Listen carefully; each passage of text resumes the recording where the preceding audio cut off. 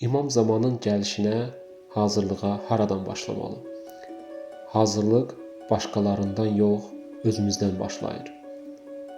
Özündən başlamağın ilk addımı isə Allah ilə rabitəni gücləndirməkdir.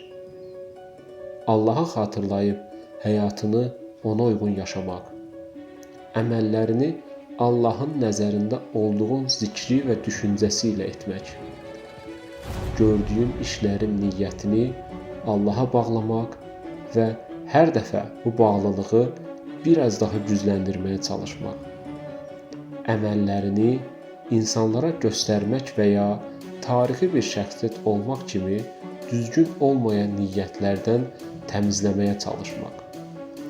Allah Quranda Şəms surəsi 9-cu ayədə buyurmuşdur: Nəfsini təmizləyən uğur qazanmışdır. Bu ayəyə müvafiq olaraq əməllərimizin niyyətini nəfsi istəklərimizdən təmizləsək, uğura nail olarıq.